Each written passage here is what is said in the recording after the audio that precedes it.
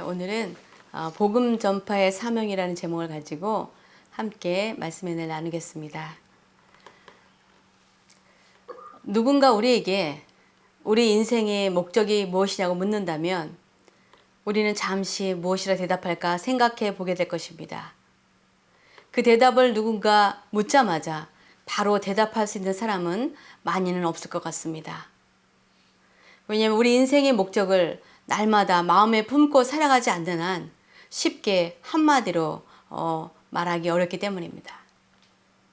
우리 중 누군가는 인생의 목적이 무엇인지 모르고 내 뜻과 관계없이 이 세상에 태어났기 때문에 그저 주어진 환경에서 나름대로 최선을 다하며 열심히 살아간다고 말할 수도 있습니다. 그러나 우리는 그 누구도 어쩌다 우연히 혹은 특별한 이유 없이 이 세상에 태어난 사람은 없습니다. 하나님께서 우리 한 사람 한 사람 하나님의 뜻과 목적이 있으셔서 이 세상에 우리를 보내셨습니다. 단지 우리가 그 하나님의 뜻을 깨닫거나 그렇지 못한 차이가 있을 뿐입니다. 하나님께서는 독생자 예수 그리스도를 세상에 보내실 때 분명한 이유가 있으셨습니다. 그것은 예수 그리스도를 통해서 천국 복음을 전하게 하시고 그가 하나님의 아들이고 인류의 죄를 구원할 구원자라는 것을 믿는 자들에게 영원한 생명을 주시려는 그 목적이 있으셨던 것입니다. 우리가 우리 자신을 크리스찬이라고 말하는 이유는 우리가 예수 그리스도의 제자가 되어서 그분의 가르침과 삶의 발자취를 따라가기 때문에 우리를 크리스찬이라고 부르는 것입니다. 예수님은 세상에 오셔서 우리를 향하신 하나님의 사랑을 보여주시고 가르쳐 주셨습니다. 병든 자들을 치유해 주시고 어두운 영들에게 사로잡힌 사람들을 귀신을 쫓아내서 회복시켜 주셨습니다. 그리고 십자가에서 죽으심으로 우리의 죄를 용서해 주시고 우리 대신 죽으심으로 우리가 영생을 얻는 길을 열어주셨습니다. 그 예수님께서 죽음의 권세를 이기시고 부활하셔서 40일 동안 제자들에게 보여주신 후에 500여 문도들 앞에서 하늘로 승천하셨습니다. 그러나 이 세상을 떠나시기 전에 주님의 제자들과 주님을 따르던 자들에게 마지막으로 남기신 가장 중요한 사명이 있습니다. 그것이 바로 오늘의 본문 말씀 마태복음 28장 16절에서 20절에 그렇게 기록되어 있는 것입니다. 11 제자가 갈릴리에 가서 예수께서 지시하신 산에 이르러 예수를 배웠고 경배하나 아직도 의심하는 사람들이 있더라. 예수께서 나와 말씀하여 이르시되 하늘과 땅의 모든 권세를 내게 주셨으니 그러므로 너희는 가서 모든 민족을 제자로 삼아 아버지와 아들과 성령의 이름으로 세례를 베풀고 내가 너희에게 분부한 모든 것을 가르쳐 지키게 하라. 볼지어다 내가 세상 끝날까지 너희와 항상 함께 있으리라 하시니라. 이 말씀에서 우리도 예수를 믿고 따르는 제자로서 세상 끝날까지 우리가 해야 할 사명은 바로 선교의 사명이라는 것을 보게 됩니다. 예수님께서 아직 재림하시지 않으시는 것은 이 세상의 모든 민족에게 복음이 아직 다 전해지지 않았기 때문입니다. 현재 지구상에는 130여 개 나라에 5천여 개의 미개척 종족들이 있습니다. 인구수로는 19억 명이 된다고 합니다. 그런데 이 나라들은 복음화율이 0.1% 미만이어서 복음은 전해졌지만 대부분의 영혼들이 어둠 가운데 살고 있고 그래서 자체 복음화가 불가능합니다. 그리고 이 중에 그 5천여 미개척 종족 중에 복음이 전혀 전해지지 않은 것은 100여 종족밖에 없다고 합니다. 그러니까 주님이 오실 날도 멀지 않았다는 것입니다. 모든 민족에게 복음이 전해지면 주님께서 심판주로 오시겠다고 성경에 말씀하셨습니다. 마태복음 24장 14절에 예수님께서 이렇게 말씀하셨습니다. 이 천국 복음이 모든 민족에게 증언되기 위하여 온 세상에 전파되리니 그제야 끝이 오리라. 주님 다시 오실 날에 관해서 이 세상의 끝은 평안하다 할 때 찾아온다고 성경은 데살로니가전서 5장 1절에서 3절에 이렇게 경고하고 있습니다. 우리 박정규 집사님께서 한번 읽어주시기 바랍니다. 데살로니가전서 5장 1절에서 3절. 형제들아, 때와 시기에 관하여는 너희에게 쓸 것이 없으니 주의 날이 밤에 돛같이 이를 줄을 너희 자신이 자세히 알기 때문이라. 그들이 편안하다 안전하다 할 그때에 임신한 여자에게 해산의 고통이 이름과 같이 멸망이 갑자기 그들에게 이르더니 결코 피하지 못하리라. 아멘.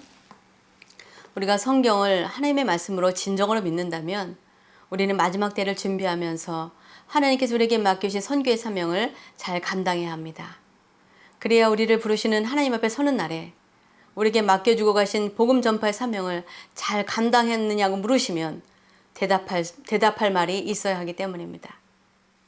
만약 우리가 우리 자신만 구원받고 다른 이들에게 복음을 전하지 않는다면 이것은 마치 한 달란트 받아서 땅에 묻어두었다가 주인이 돌아오자 그대로 한 달란트를 돌려준 종과 같을 것입니다. 그 종에게 주인은 악하고 게으른 종이라고 책망하시고 그가 가진 것까지 빼앗아서 다른 이에게 준 것을 우리는 기억해야 할 것입니다. 선교는 목회자나 선교사만이 하는 것이 아닙니다. 예수 믿는 우리 모두는 다 선교의 사명을 받은 자들입니다. 그래서 우리는 때를 얻든지 못 얻든지 복음을 전파해야 합니다. 물론 선교라고 해서 멀리 가서 복음을 전하는 것만은 아닙니다. 복음은 주님께서 우리를 보내신 그 삶의 자리에서도 얼마든지 가능합니다. 우리의 가족이 다 예수를 믿지 않을 수 있습니다. 그럼 우리는 믿지 않는 가족과 친지들 그리고 이웃과 친구들을 위해서 기도하면서 사랑을 실천할 때 복음은 전해지게 되어 있습니다. 그리고 우리가 살고 있는 지역사회에 아직도 예수를 모르거나 믿지 않는 이들을 위해서 여러 가지 방법으로 선교할 수 있을 것입니다. 어떤 목사님이 이런 간증을 하셨습니다. 한 목사님이 한 주에 한 번 전도지를 지나가는 사람들에게 나누어 주었는데 놀랍게도 그것을 받은 이들 중에 목회자가 된 사람도 있고 선교사가 된 사람도 있다고 간증하셨습니다. 그래서 전도지 나누어주는 것이 무슨 효과가 있겠는가라고 말하는 사람들이 있을 텐데 그러나 우리는 복음의 씨를 뿌리는 자들이고 그 씨를 싹 틔워서 자라게 하시는 분은 하나님이시기 때문에 우리는 복음의 씨를 뿌리는 사명을 다 해야 할 것입니다. 다른 나머지는 하나님께서 하실 것을 믿고 우리는 전하는 것입니다. 제가 사스카천에서 목회할 때 어떻게 처음 복음을 듣게 되었는지 성경 공부 시간에 나누는 시간이 있었습니다. 그때 80세 된 여 장로님께서 이런 말씀을 하셨습니다. 자기는 아주 외진 시골 농장에서 자랐는데 여름이 되면 한 젊은 여 선교사가 차를 타고 와서 며칠 동안 머물면서 여름 성경학교를 해주고 갔었다는 것입니다. 그래서 그분은 그때 처음 예수님에 대해서 그리고 복음에 대해서 듣게 되었다고 합니다.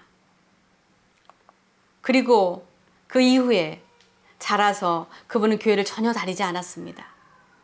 그리고 나이가 60이 넘어서야 교회에 다시 찾아오게 되었고 그분은 아주 성도들 중에서 가장 열심히 교회도 봉사하고 하나님의 말씀을 알고 싶어서 열심히 성경 읽는 그런 장로님이 되셨습니다. 저는 그 이야기를 듣고 감동이 되었습니다.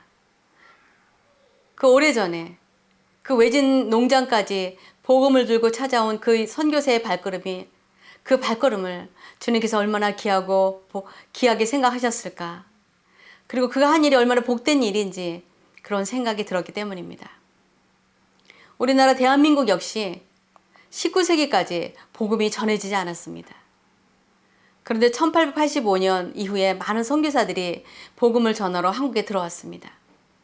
그 중에서 존 맥켄지는 캐나다 노바스코샤 출신인데 1893년 11월에 밴쿠버에서 한국으로 가는 배를 탔습니다.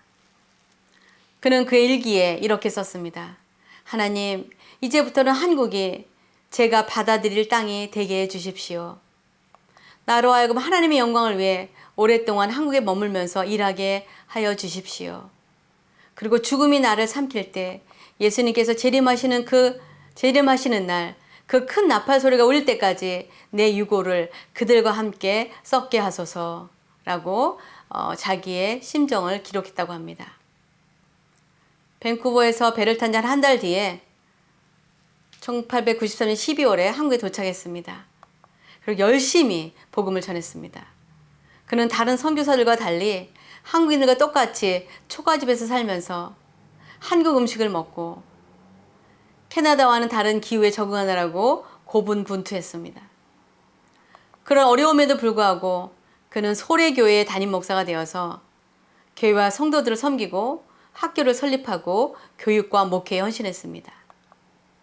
근데 너무나 쉬지 않고 열심히 목회하다가 말라리아와 일사병에 걸려서 고열과 불면증으로 정신착란증에까지 시달렸습니다. 그렇게 고통받다가 한국에 도착한 지 1년 6개월 만에 34살의 젊은 나이에 약혼녀를 두고 세상을 떠나게 되었습니다. 이렇게 맥켄지 선교사나 언더우드 같은 많은 선교사들의 희생과 섬김이 한국 땅에 뿌려진 하나의 미랄이 되어서 복음이 전해진 지 150년도 되지 않은 한국의 기독교는 큰 부흥의 풍성한 열매를 맺게 되었습니다. 그래서 이젠 전 세계에 3만 명이나 되는 선교사를 보내는 그런 나라가 되었습니다. 저 역시 어머니를 따라서 교회 다니며 그들이 전도한 예수님을 믿고 복음을 전하는 목회자가 되었습니다. 그들의 발걸음이 얼마나 귀하고 감사합니까? 예수를 듣고 예수를 믿어 구원을 얻게 되는 것보다 중요한 일은 세상에 없습니다. 우리가 꼭 필요하다고 생각하는 돈이나 넓은 집이나 좋은 자동차도 모두 다 죽으면 아무 소용이 없는 것들입니다. 그러나 예수를 믿어서 영원한 생명을 얻게 되기에 이보다 더 귀한 것은 없다는 것입니다. 그런데 그렇게 복음이 부흥하여 선교사를 많이 파송했던 미국이나 캐나다, 한국도 이제 사람들이 교회를 스스로 찾아서 나오려고 하지 않습니다. 선진국이 되어 부유하게 잘 살게 되면 이제 사람들은 하나님을 별로 찾지 않습니다. 그래서 예배의 패러다임을 바꿔서 저희 기리의 교회는 우리가 사람들을 기다리는 것이 아니라 사람들을 찾아가는 새로운 개념의 목회를 시작하게 된 것입니다.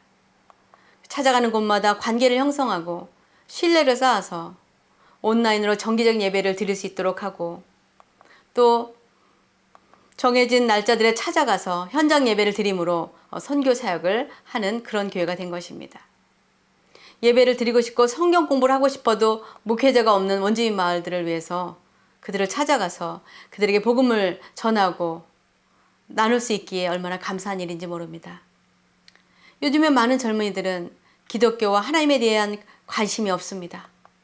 그들의 관심은 어떻게 하면 세상에서 잘 먹고 좋고 안정된 직업을 가지고 잘 살아갈까 하는 것입니다. 그래서 그런 젊은이들에게도 주님의 말씀에 관심을 갖게 할 수는 없을까 기도하는 중에 젊은이들이 좋아하는 여행을 하면서 아름다운 곳에서 예배드린 영상을 올리는 사역을 시작했습니다. 처음에는 설교 말씀에 관심이 없어도 자신들이 가보지 않은 아름다운 곳을 함께 여행하는 즐거움으로 예배의 자리에 초대하는 것입니다.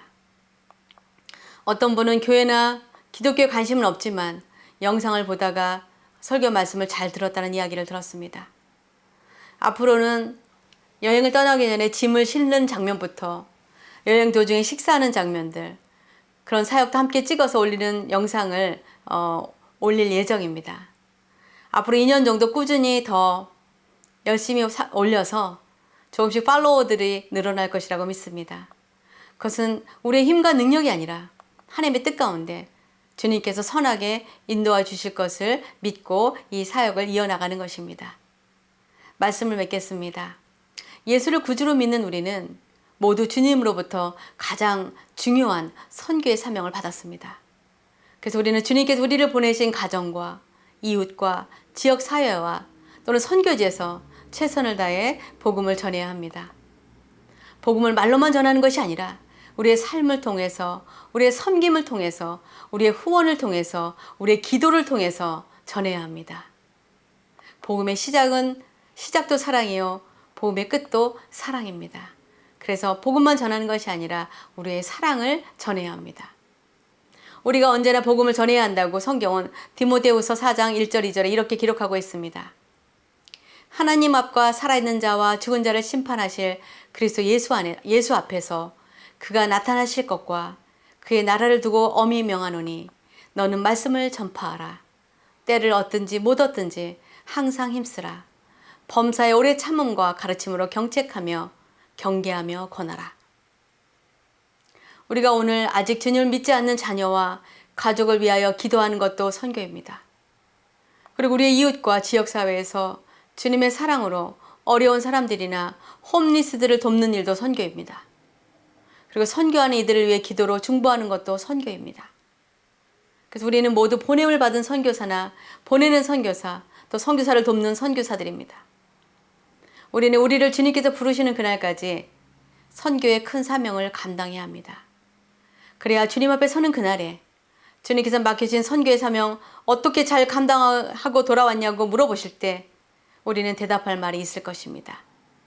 그때 주님으로부터 잘했다, 충성된 종이라고 칭찬받고 천국에서 주님과 영원히 함께 교제하며 살게 되는 저와 여러분이 되시기를 주님의 이름으로 축원합니다. 기도하시겠습니다. 사랑의 아버지 하나님 감사합니다. 하나님께서 우리를 사랑하셔서 독생자 아들을 이 세상에 보내셔서 하나님의 사랑을 보여주시고 천국에 대해서 가르쳐 주시고 소외된 이웃을 사랑하는 것을 보여주시며 병든 자를 치유하시고 귀신 들린 자를 온전케 하신 그 모든 일들을 감사합니다. 하나님, 예수님께서 하늘로 승천하시기 전에 그를 따르던 모든 제자들과門徒들에게 세상 끝날까지 복음을 전하라는 그 지상 최고의 명령을 잊지 않고 날마다 우리들의 삶 속에서 그 선교의 사명을 잘 감당하며 살아가는 저희들 되게 하여 주시옵소서. 저희들에게 주신 귀한 말씀을 감사드리며 선교의 주인이 되시는 예수 그리스도 이름으로 기도합나이다. 아멘.